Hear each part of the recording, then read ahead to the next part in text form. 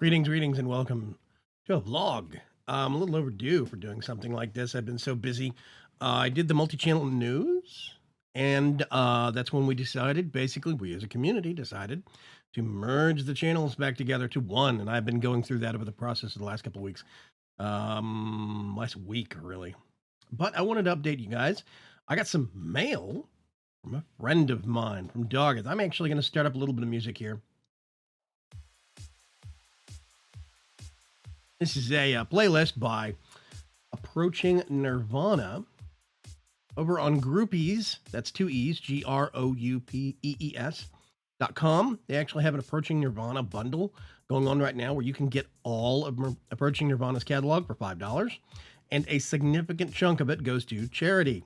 The rest of it goes to the artist. And yeah, so I picked up like an absurd number of, let's go over here and look real quick. 1, 2, 3, 4, 5, 6, 7, 8, 9, 10, 11 albums picked up for, I paid $10 because it's for charity, it's for the artist, etc., etc. So, yeah, I picked up 11 albums for $10, and Approaching Nirvana is friendly to streamers. They're friendly to YouTubers. They actually have an open license as long as you own legit copies of their music and you declare where that music is coming from, i.e. it is Approaching Nirvana. You can buy it here. So I've got little statements you're probably going to start seeing in a lot of my videos. I can use some of their music for background music, for time-lapse, for whatever. And I think it's going to be good. In general, I really am excited about grabbing that music. I got a box that came in. Mailbox right here. Came in through the U.S. Postal Service from my friend DAWGETH. And he sent me, I'm going to see if I can move my keyboard back. He sent me a whole bunch of coffee. The man knows me all too well. I think he got this from a fan, and he really did appreciate it from the fan, but he doesn't drink coffee. At least he doesn't drink coffee like I drink coffee. So, this is a whole bunch of stuff from Knocking Point. Let's see if I can actually get this right up here. Knocking Point Brewery. Or winery, I'm sorry, Knocking Point Winery, and coffee. They actually do coffee, they do wine, all sorts of interesting stuff, and it sounds great. This is actually their summer blend. I haven't actually smelled this because this is still vacuum sealed. Beans, hasn't been ground, it hasn't been touched or anything. This right here, got a little bit of their fall blend, which smells amazing.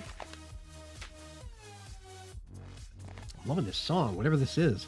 I have so much ignorance of Approaching Nirvana. I think I've heard of some total of like 3 or 4 of their albums, and that's about it. There's like 3 or 4 albums that tend to get played quite a bit, that are kind of relaxed, chill. It tends to get played a lot on streams. So I don't know a lot of their music. And this is awesome. It's called Bear. No, I'm sorry, it's called Beer. I thought it was called Bear. I'm sorry. That window is so small from Winamp. Medium roast. Knocking Point Club Member Brew. This is actually micro-roasted specialty grade brew. This is basically custom put together, which is why this has just been like twist sealed up here at the top. We've actually got like a lot of coffee now. Oh gosh, this is medium roast Guatemalan Huehuetengo Palu blend.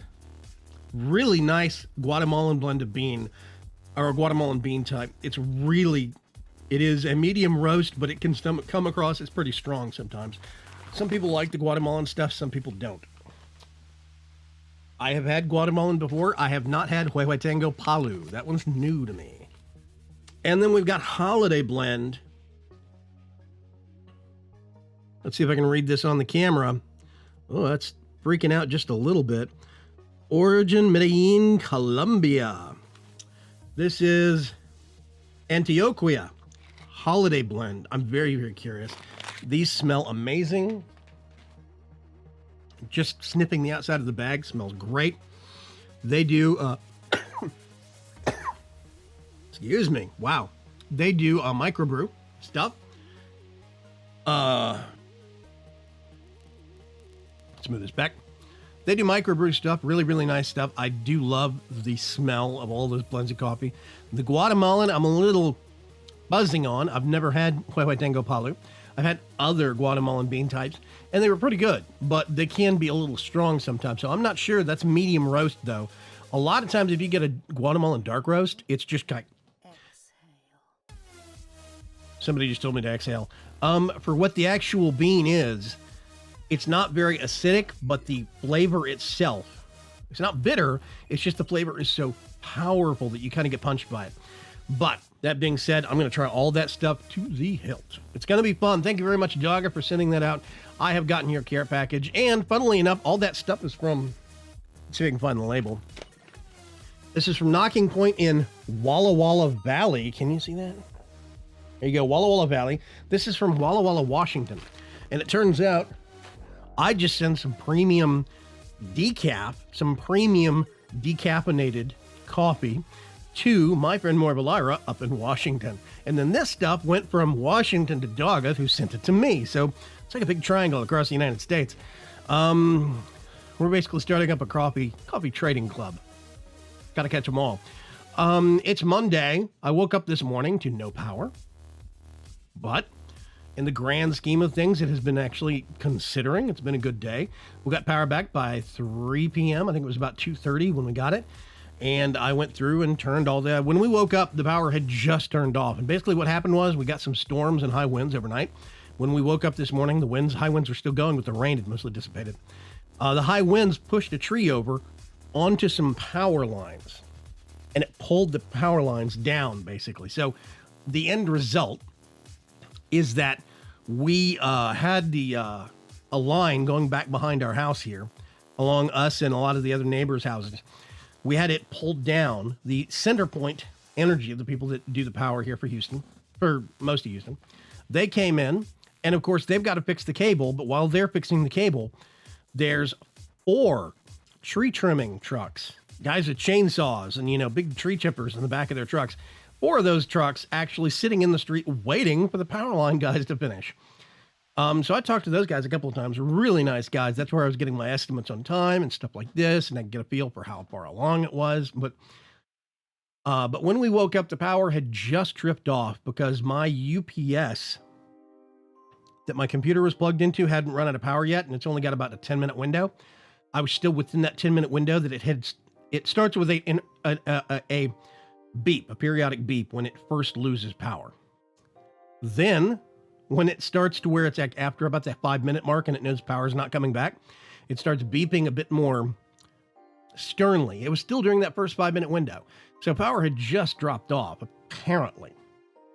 But that was about 9 o'clock this morning, basically. And was it? That was just before. I think it was just before 9 o'clock. So we basically lost power when I woke up this morning. And we have been out without it most of the day. Now, thankfully, it's about 66 degrees Fahrenheit down here this morning. So it's been a cool morning. The house did not get very, very hot. A couple of years back, way back in 2008, we had Hurricane Ike knock out power by doing the same thing. It pushed a tree down over the power lines and it pulled everybody's power boxes off the back of their houses all up and down the street. And same thing happened, basically. So this time we didn't have the power boxes pulled off, just the line knocked down, but still. We basically had power lost up here for 2 or 3 weeks. And that was in September, I think it was. It was in hot weather, and that was nasty. Thankfully, I was not living here at the time. This is basically the family home that I live in. It's been in our family for years. And I think my brother was living here at the time. I can't remember. Anyway, it was messy. It was crazy.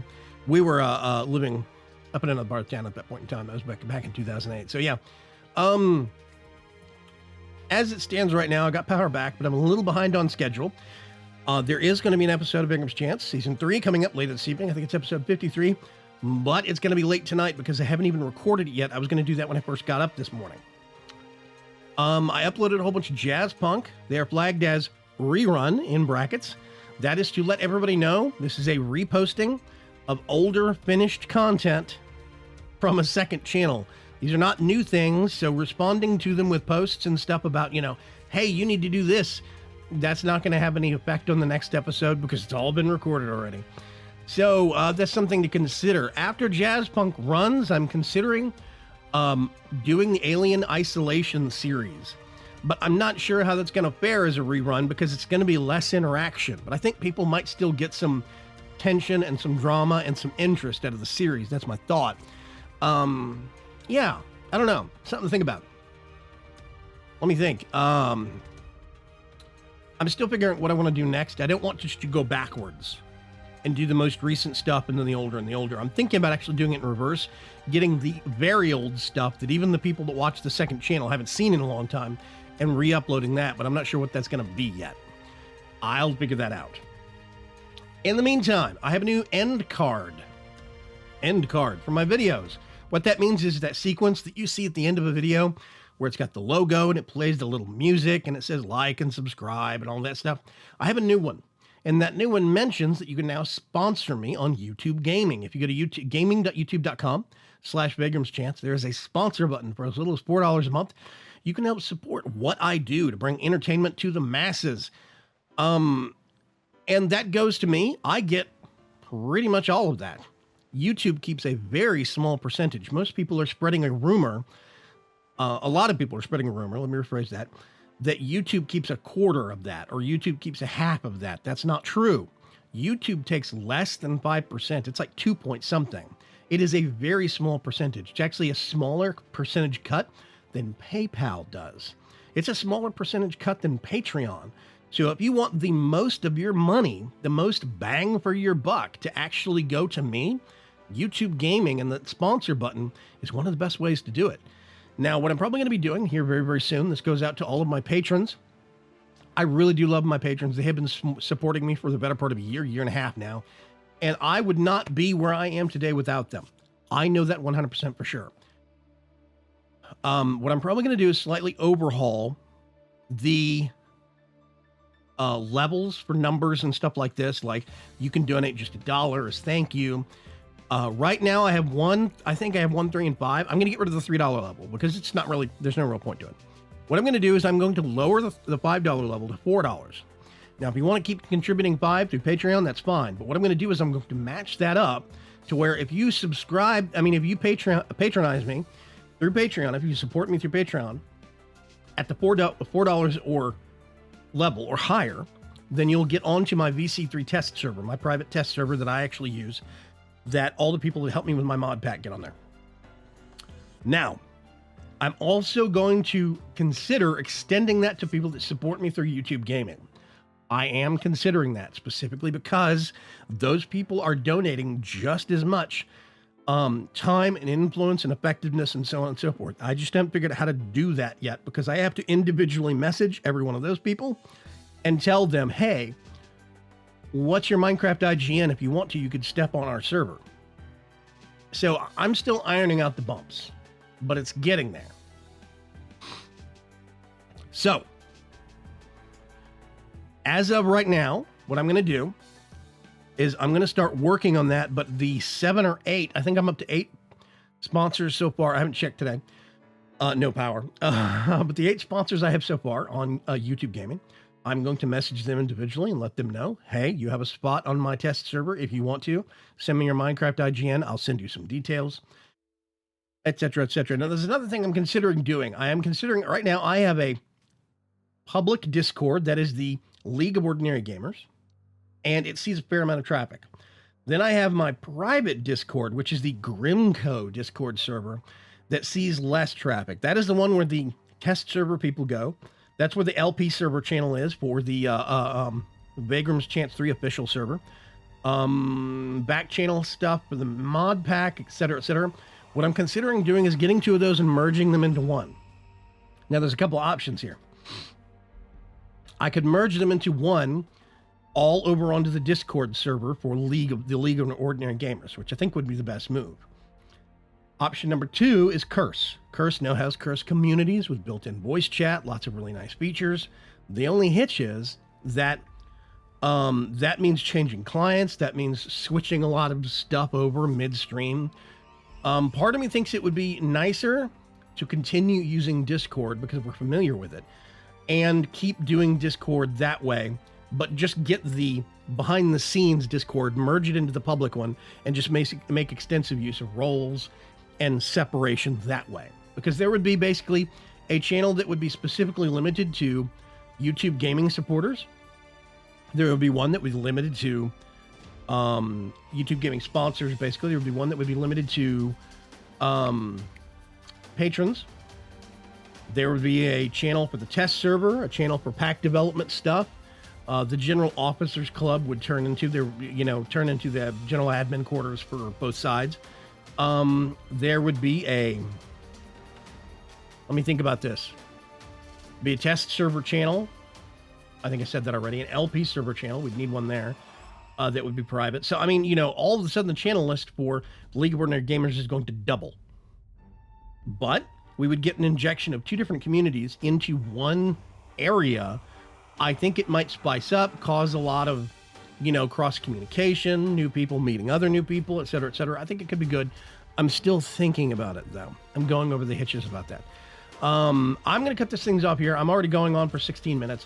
I'm going to get this posted up to YouTube real quick. I'll catch you later. If you want to see the new end card, you can see it right about now.